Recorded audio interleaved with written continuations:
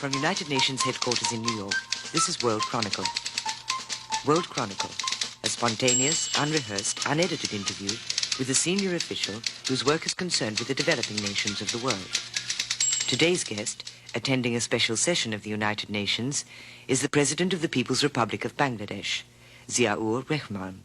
I hope that the food aid by other countries will not be affected as a result of this. This is the time where we need support because we are trying to pick up and stand on our feet, and this is the time that our friendly countries got to come forward and give us a helping hand. In a moment, additional views, opinions and answers to reporters' questions from today's guest on World Chronicle, which is presented by United Nations Radio and Television in cooperation with the UN's Division for Economic and Social Information. Here now is the programme host, news correspondent of the British Broadcasting Corporation, Brian E. Saxton. Hello and welcome back to another edition of World Chronicle. And here at United Nations headquarters in New York today to interview our guest are three news correspondents.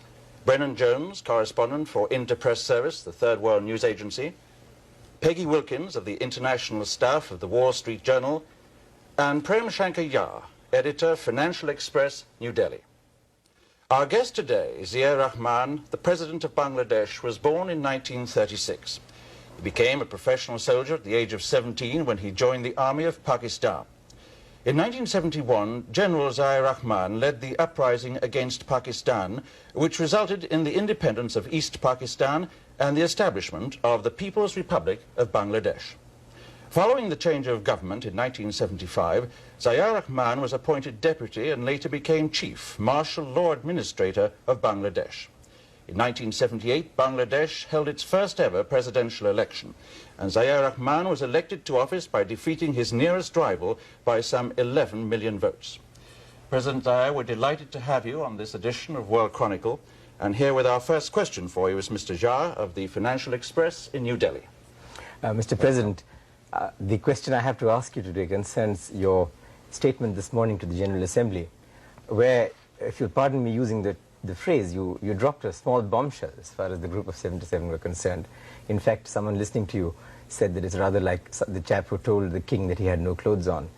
I'm referring, of course, to your suggestion that the OPEC countries should cut the price of oil to the developing countries by 50%.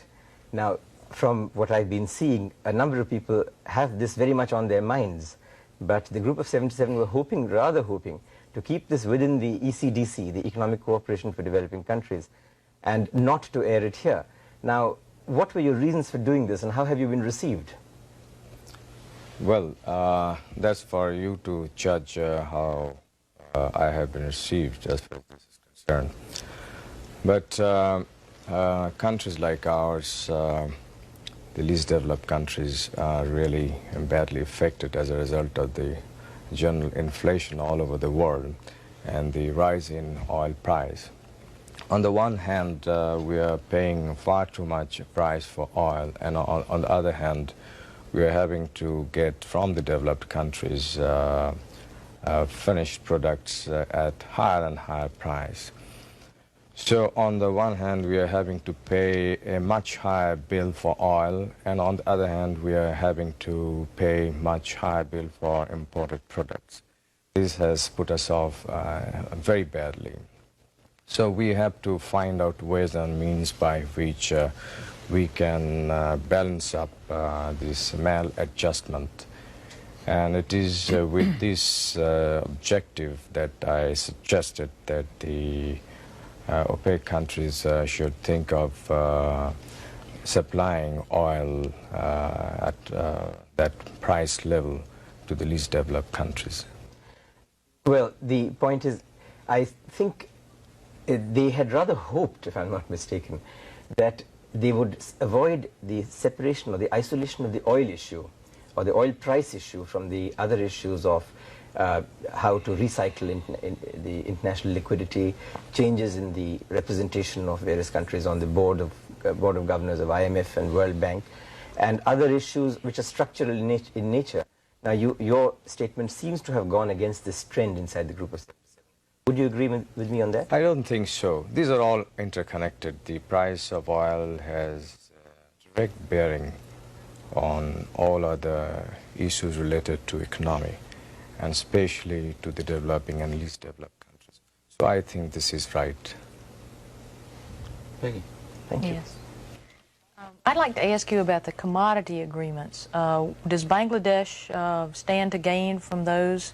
And what do you think of the prospects for coming to some commodity agreements out of the UN session? Would you just clearly say what you would like to know? Okay, the agreements that would stabilize prices of commodities, and I assume that you would benefit through jute, for your jute and for your tea, perhaps other commodities. Can you comment on what the United Nations is about to do in terms of stabilizing commodity prices and how Bangladesh could benefit? Yeah, thank you very much. This is again very important for us, this commodity price agreement, because we find that for our raw products, countries like us are mainly exporting raw material. And for this, unfortunately, we are getting lesser price or not attractive price. So this has decreased our exports in real value. So if an agreement like this is reached through negotiations and understanding, it is going to help countries like ours reasonably well and keep our export balanced, and we can see beforehand and know how much we can earn from our exports. This will help us in planning our production in the country and our export over a period of substantial time. And specifically, your exports that would benefit would be jute, tea? Yes, jute, tea, leather. Leather, yeah. Yeah. What do you think the prospects are for an agreement that will benefit the countries? Well, as I said this morning, it's not an easy thing. But we got to keep moving with the negotiations and find out new formulas which could be acceptable to all the parties, and especially formulas which will, in real time, benefit countries like ours. Here, I would like to say one thing, and that is that some of the countries like ours have a lot of untapped resources, unexplored resources, unutilized resources, natural resources. For our country, we can say, such as the gas, natural gas, good prospect for oil, limestone, coal, which have remained unexplored or fully developed. So, this way we would be able to foresee our exports and plan our economy. Mr. President, I'd like to get back to the question about the bombshell that you dropped this morning. The talk in the corridors of the UN and amongst many delegates is that we might see a split here in the Group of 77. Are you thinking of trying to take leadership and forming a least developed country bloc to try and move away, a coalition of some sort to deal specifically with your set of problems?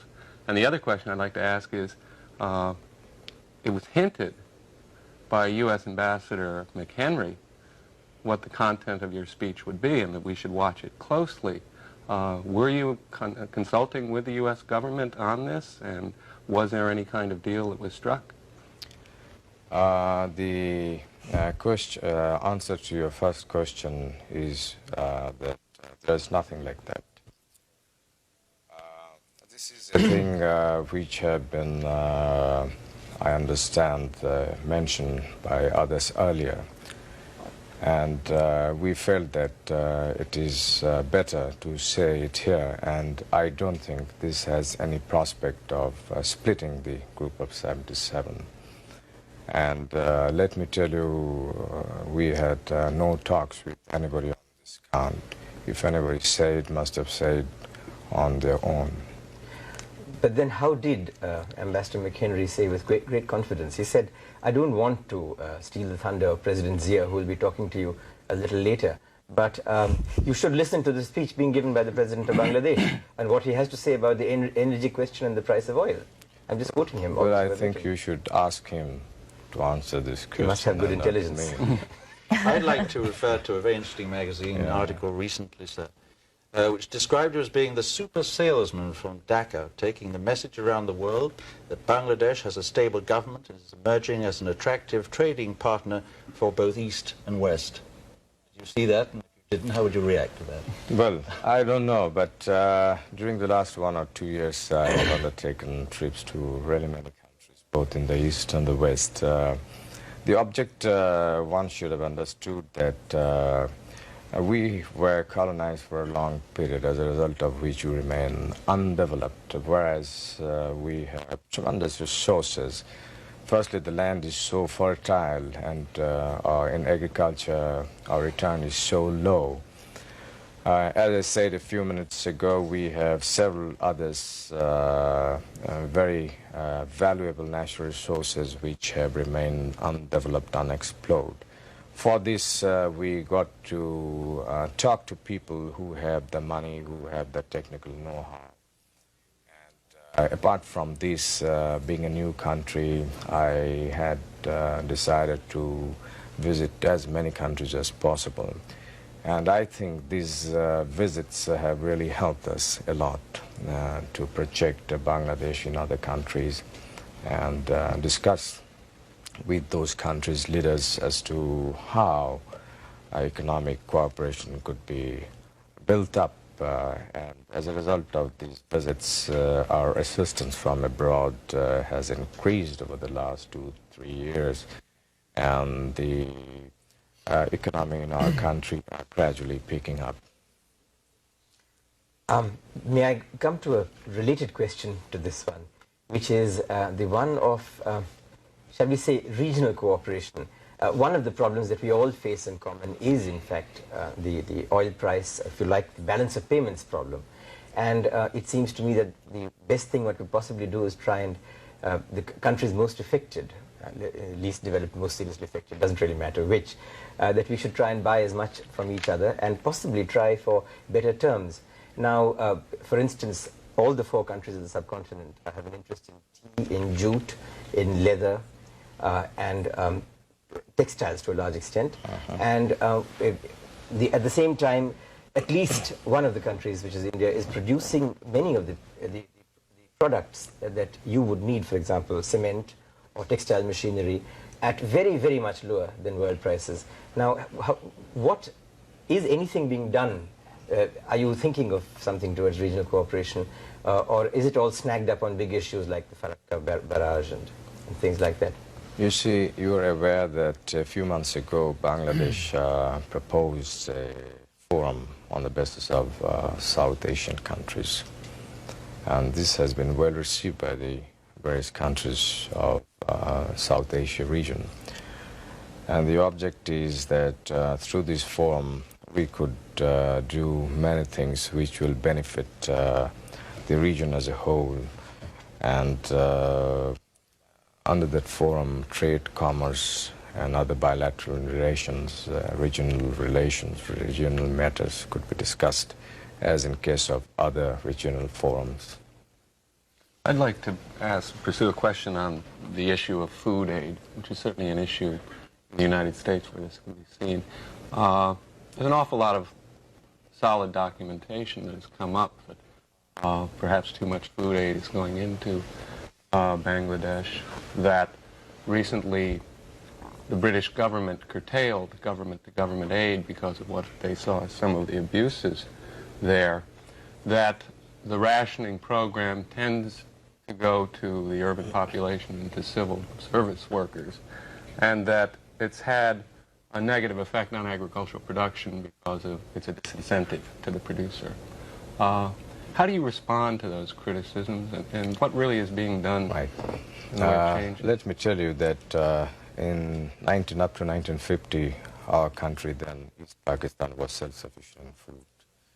And thereafter, till recently, the agriculture sector, not much was done. As a result, with the growth of the population, the requirement of the food went up, but the food production remained low. Now, we have rationing system in our country which is coming over since a long period. Now, the object of our government is to gradually get rid of this rationing system, which is mainly concentrated in the urban areas, but we are trying to sort of distribute more and more in the rural areas. And lately we have started open market operation, whereby at a certain price we sell out in the markets rice and wheat to keep the market price steady. At the same time, we have undertaken special measures to procure a lot of food grains, and right now we have 1.2 million roughly food stock with the government. We are giving a lot of encouragement to the farmers by price support, and in future we are going to do a lot more. The object is ourselves to become self-sufficient food so that we don't have to get really food from abroad. It's not a good thing. But realistically, you are going to need additional food aid for the next several years. And what is the impact of the British government curtailment? I'm coming to that point. Let me tell you that we shall be self-sufficient in food earlier than anybody thinks, and we have taken certain measures on that count, and we are beginning to get the results. As far as... When do you expect food self-sufficiency? I think in the next 2-3 years' time, or maybe a little more, maybe a little less, because we have launched a sort of special program on this count, and we have got very good results, and the next 1 year will give very solid indication about it. Our objective is not to become self-sufficient alone, but we are going for doubling food production in the next 5-6 years' time from now. For this, we are mobilizing the people to take to voluntary works for re-excavating the silted up canals and rivers with a view to doing irrigation, bringing more and more land under irrigation. And in the last winter, we did massive work on this count, and through voluntary means we brought more than 600,000 acres of land under irrigation, virtually at no cost. And next winter, which is our dry season, we are going to undertake 3 times more than this work. That means we will try about 1.5 million acres to be brought additional under irrigation by unconventional method. So this is a great effort that is coming up in our country, and I hope this question will not arise very much in the near future. And do you think the British action will affect, well, the U.S. food aid program? Which is certainly large? Britain has reduced the food aid as compared to before because of certain other reasons also. But I hope that the food aid by other countries will not be affected as a result of this. This is the time where we need support, because we are trying to pick up and stand on our feet, and this is the time that our friendly countries got to come forward and give us a helping hand in a big way. Perhaps on that we move into, I think, into another area which is very much in the news these days, Islamic solidarity. As you know, Bangladesh talks constantly of the need for increased solidarity. So I think we do have to ask you the question, how do you view recent events in Afghanistan and Iran as being a potential threat to that solidarity? Well, the Islamic solidarity is building up, and well, I hope in the near future we shall be able to overcome these problems through various measures, and I strongly feel that the Islamic solidarity is going to become stronger and stronger in future. But does the present situation in those 2 specific countries right now concern you deeply? It does concern, but I don't think Islamic solidarity as such is affected as a result of these two. May I ask you something on this? The Islamic bomb, the nuclear bomb being so-called constructed in Pakistan, how do you feel about this? I would be rather ambivalent about this. Here's a country that you fought to liberate yourself from a few years ago, and which is building a bomb, which is allegedly an Islamic bomb, and you are most certainly a part of the Islamic group of countries. Well, what would you feel about this? Well, I know as much as you know, and I understand that they're not making any bomb. Well, I hope that's so, sir. You This have is- better information. But this question of Islam, which you know is very high in everybody's minds these days, that Islam is in the throes of some kind of renaissance, some change. And there's been an unusually strong emphasis being placed on Islamic solidarity. We're back to this continuous phrase which keeps making the headlines. Isn't there the danger perhaps that this kind of policy might be regarded as a sort of isolationist policy? From what? From getting away to that old Islamic concept of greater cooperation and contact between nations? I don't think this will affect that.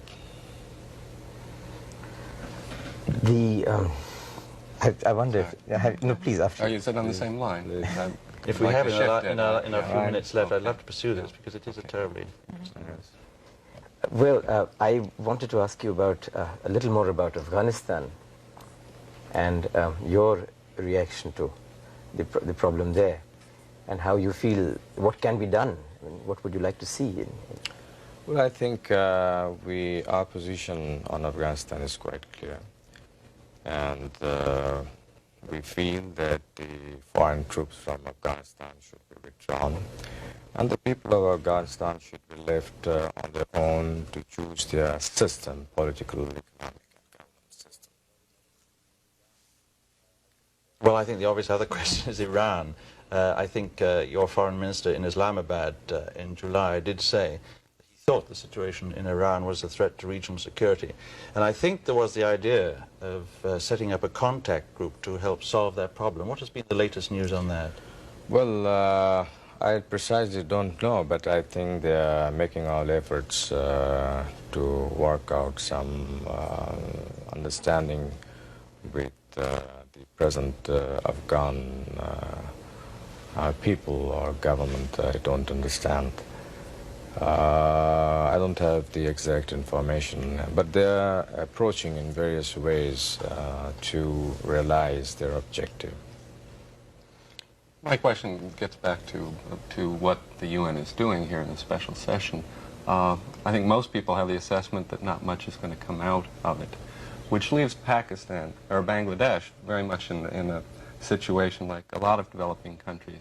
Insufficient assistance from the North, or concessions by the North, and probably not much from OPEC. What does a country like yours do then, given the inflation rate, given the world economic crisis? And if you could also follow that up on what do you tell the world in terms of the things you are doing to meet your own energy needs within Bangladesh? Good, I think that's a very good question. It's a very difficult problem, let me tell you. But this should not dishearten us. There should be less of pessimism and more of optimism, and we should move forward and negotiate, carry on with the dialogue, talk, and find out formulas which could bring better results in this. As far as we are concerned, we are not sitting idle. We are developing our natural gas, and we have sufficient natural gas. I think in the near future we are going to sort of bring gas under more utilization. We may sell natural gas as LNG and use natural gas as CNG and things like that. And we are now exploring ourselves for oil. There's very strong indication that we have oil. And we hope in the near future we may have oil, we may get oil in our country. Then we have a huge reserve of coal in the northern areas of our country. and we're going to sort of exploit this coal mine. And we're working also on other form of energies to meet our present requirement and also the future requirement. But as time is passing, our own energy requirement is also increasing. So coming around that we got to do something so that the least developed countries do not come under so heavy pressure as a result of the increase in the price of oil. Because we really don't have the means to buy oil at such high rates, yet we need oil for our development. Is the oil deposits that you have indications of, are they anywhere near this line of demarcation of the continental shelf with India? Because there are some people, perhaps not well-wishers of either India or Bangladesh, who would like to see a kind of dispute coming up on this. I find your questions are one track, however. You see, we are looking for oil on the land. We have brought now our own rigs, and in a few months' time we would be drilling for oil on the land. Mr. President, I'm afraid that's all the time we have today, which is a great pity. The clock always beats us. President Zayer, we have to close the show, but we want to thank you for being with us today to answer our questions on this edition of World Chronicle. Our guest has been Zayer Rahman, the President of the People's Republic of Bangladesh. President Rahman, here to attend a special session of the United Nations General Assembly, was interviewed here at UN headquarters in New York by Brennan Jones, correspondent for Interpress Service, the Third World News Agency, Peggy Wilkins of the International Staff of the Wall Street Journal, and Prem Shankar Jha, editor of the Financial Express of New Delhi. And I'm Brian Saxton, thanking you for being with us and hoping you'll join us again for the next edition of World Chronicle.